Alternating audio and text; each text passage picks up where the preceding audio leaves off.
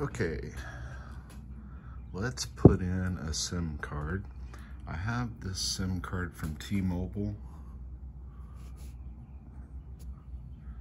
and this package is that tool right there.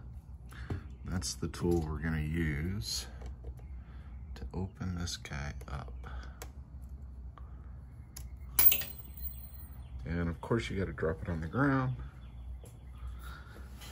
Who knows where it went? Anyway, we'll just pretend that never happened. So, gonna open this bad boy up. Get my big old meat fingers in here.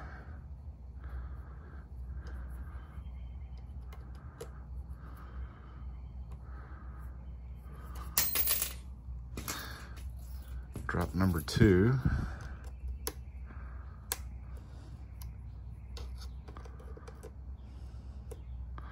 Might help if I wasn't holding a phone.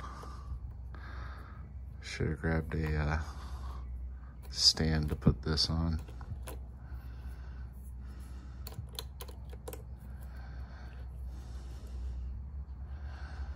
Not the easiest thing one-handed.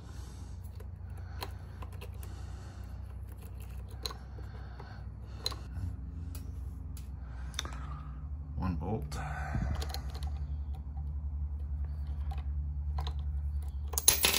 And drop it all. So, 2 bolts, covers off. Now you gotta pull out the SIM ejection, which I believe is there. Let's see. Well, it took me really digging in here. I don't even know if you can see it. There's a little pin hole right there on the top part right here. When you push that in, then your tray comes out.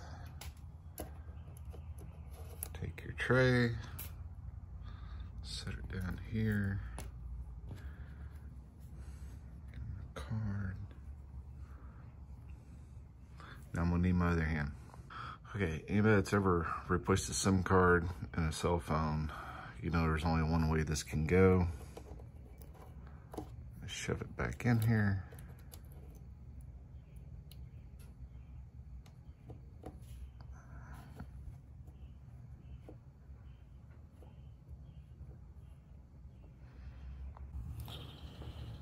See if I can put this back together.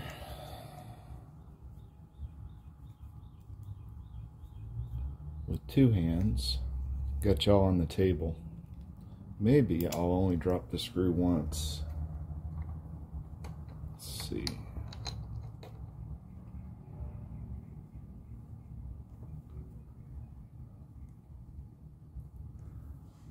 One. Second screw.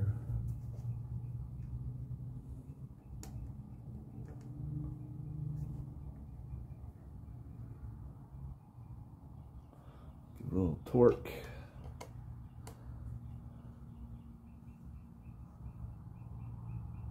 Torque.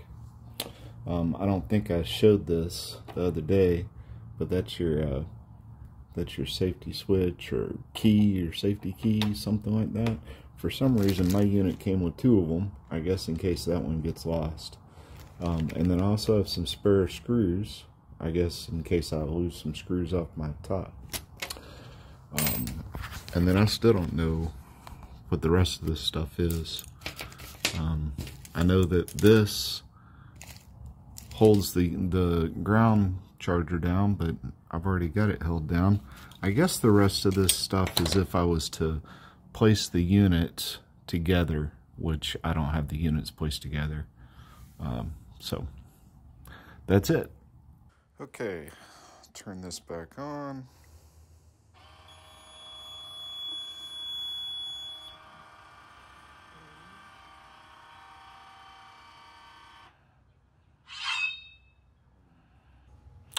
What should happen is we should get a Bluetooth signal, a Wi-Fi signal because I'm close enough to the Wi-Fi, and an LTE signal. Still booting up. Let's go here. Here we go. Alright, so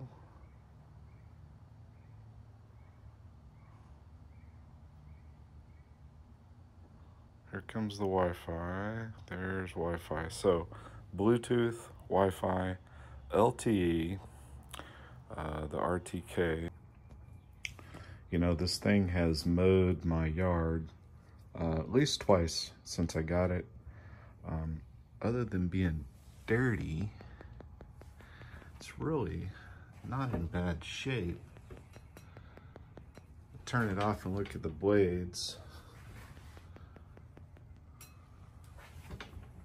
It is dirty. Power off.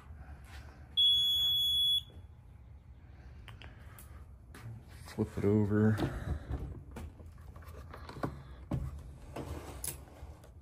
Oh yeah, needs to be cleaned up some. It's got some, it's been mowing with the grass wet, so, you know, has some clumps on it. But really, it's not in bad shape. The razor blades are iffy. Ooh, that one's really, okay. That one's not moving at all, so I have to fix that. Interesting. So it's been in some pretty sticky grass, really wet grass, which obviously is not the best. So they say don't spray water directly on it. Don't shoot water directly on it. So I'm gonna try a little 409. See if that'll open that up. Sorry, needed my second hand to do that, but now it's back in place.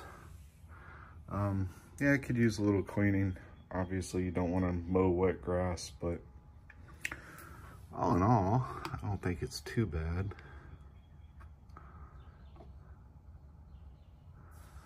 Forgot what they said. They said to replace these blades once a month, I believe, which is gonna get to be expensive. Oh yeah, there's a little do not pressure wash. So anyway, that's the unit after mowing 1 acre for a couple of times. I do wish they made a way for it to stand up straight. I had to improvise with my chair because obviously it would tilt over and hit the camera. So you definitely want to be careful when you're working on this thing that you don't flip it over and damage the camera. If you made it this far, I appreciate it, and please like and subscribe for more videos.